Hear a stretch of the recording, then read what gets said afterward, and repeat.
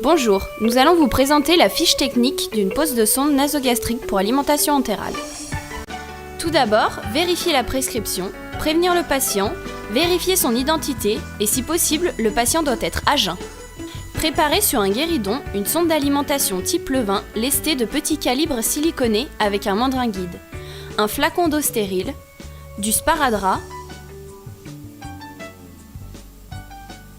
une seringue de 50 ml avec embout conique, un stéthoscope,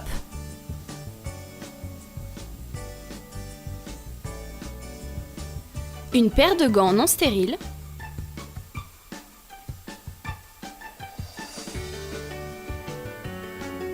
des compresses non stériles, une solution hydroalcoolique, un verre d'eau, un champ absorbant non stérile, un bouchon et enfin un haricot.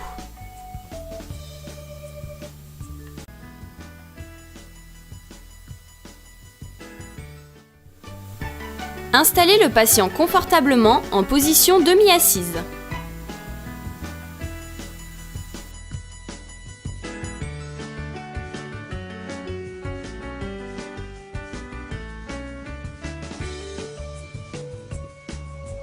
Examinez les narines du patient pour déceler d'éventuelles déformations ou obstructions. À savoir, la narine gauche est en théorie plus facile d'accès que la narine droite. Posez le champ absorbant non stérile sur le thorax du patient. Disposez un haricot à disposition du patient. Réalisez une friction au gel hydroalcoolique.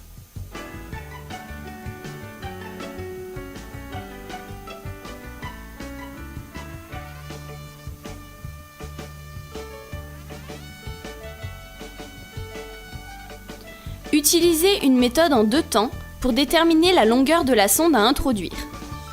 Pour cela, employez la sonde pour mesurer la distance entre le lobe de l'oreille et l'arête du nez.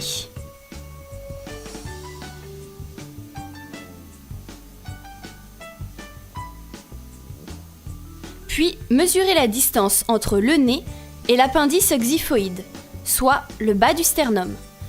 Ajoutez les 2 mesures et faire une marque à la longueur correcte sur la sonde avec un ruban adhésif.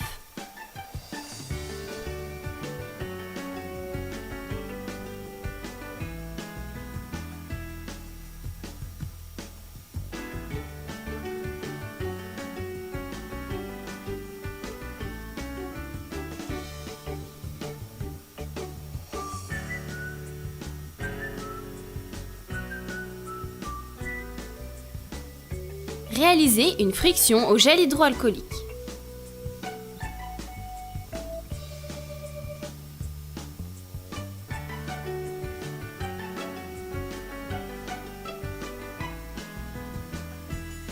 Lubrifiez généreusement les 15 premiers centimètres avec un lubrifiant au spray ou comme ici, de l'eau stérile.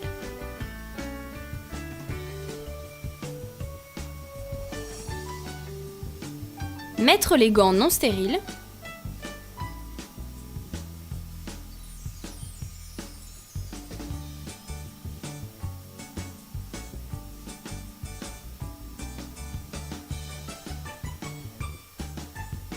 Prendre une compresse non stérile. Tenir la sonde à 15 cm de son extrémité et la rouler entre les doigts pour lui donner une courbe naturelle.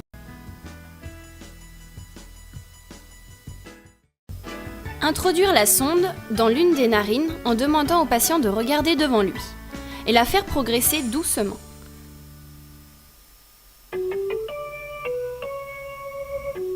Demandez si possible à la personne d'avaler. Pour cela, lui proposer un verre d'eau. Lorsqu'une butée est ressentie, faire pencher la tête en avant du patient. Ainsi, la sonde devrait pénétrer dans l'œsophage et non dans la trachée.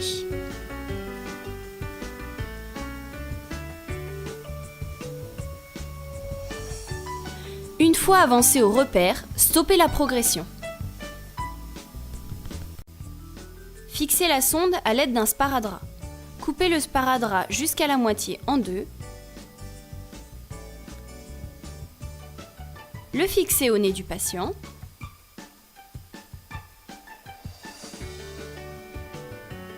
Et réalisez un nœud de cravate.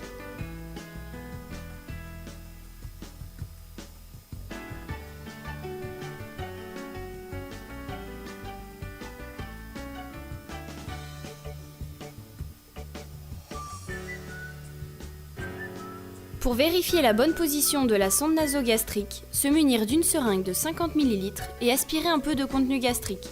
En l'absence de retour de liquide gastrique, appliquez un stéthoscope sur l'estomac. Et injectez 30 à 50 ml d'air dans la prise d'air de la sonde.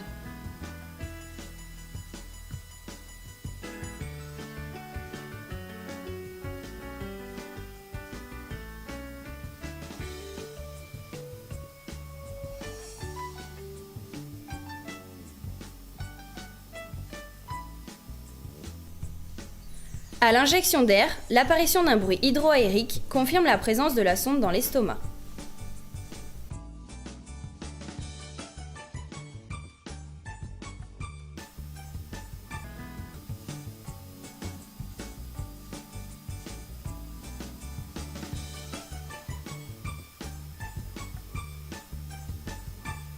Ensuite, mettre un bouchon à l'extrémité de la sonde.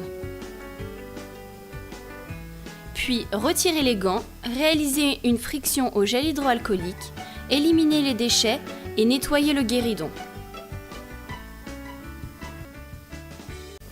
Une radiographie thoracique validée par le médecin est indispensable pour vérifier la bonne position de la sonde dans l'estomac avant la pause de l'alimentation. Préparez à nouveau un guéridon pour mettre en place le système d'alimentation. Se munir d'une poche d'alimentation, d'une tubulure adaptée à cette poche, d'une solution hydroalcoolique et de compresses non stériles.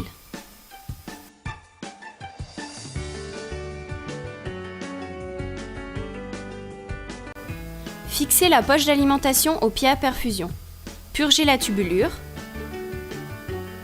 l'adapter à la pompe d'alimentation,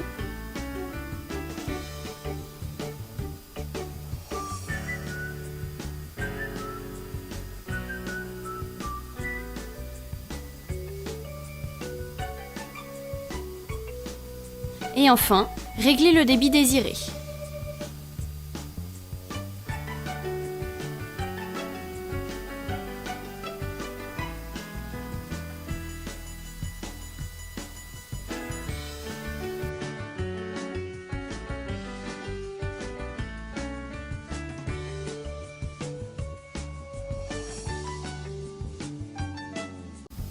Branchez l'extrémité de la tubulure à la sonde nasogastrique.